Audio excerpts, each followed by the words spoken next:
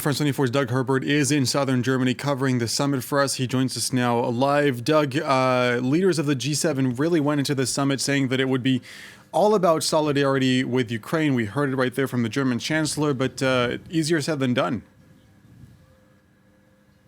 Yeah, it's a tough proposition. It's becoming much harder for the G7 nations to do exactly what they say they want to do, which is show resolve against Putin, as they see it, Putin's war of aggression in Ukraine. Now, look, Joe Biden has sort of pitched himself in the role of the rallier-in-chief against Russia in its war in Ukraine. And he urged the G7 countries, saying we have to stick together, not just us. G7 and NATO, the Western military alliance, have to stick together. Why? Because Putin's on the other side rooting for the G7 and NATO to fall apart, to split, to squabble, and to basically prove just what he thinks they are, weak and unviable. But the real question overarching this summit is this war is grinding on. It's no longer what people were saying months ago, where they thought perhaps it was plausible the Russian troops would withdraw to the borders before the invasion on February 24th. This is a war, if anything, that Putin is ramping up. And there was an odd split screen on this opening day where we saw a barrage of Russian missile strikes across Ukraine.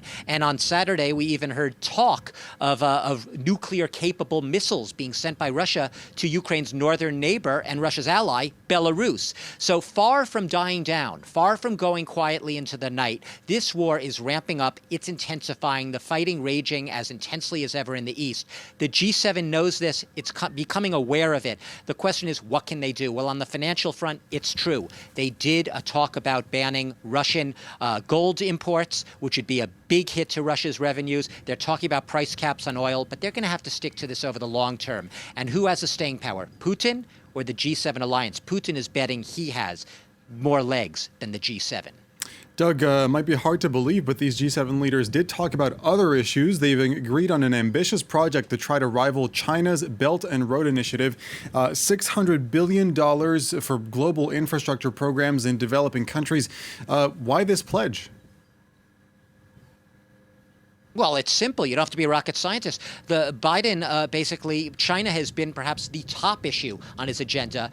Obviously easy to forget it these days because everyone's been so consumed by the war in Ukraine, and it's dominated the agenda at this G7 summit. But China is still there, and very much, at least in the U.S. view, a major global menace. What this initiative is basically a retort to what's called the China's Belt and Road Initiative, and that is hundreds of billions of dollars of infrastructure projects across South Asia, across Central Asia, basically that will project China's economic might on the global stage. So this is basically a response from the West, from the U.S., from Europe, from the G7 leaders to say we can give as good as we get, and we can also have our own initiative. So this is a response to the China's infrastructure investments, $600 billion, of which $200 billion will be from the United States. A grand initiative to show that we still have China in our radar from the G7. International affairs commentator Doug Herbert reporting there live from southern Germany. Doug, thank you very much.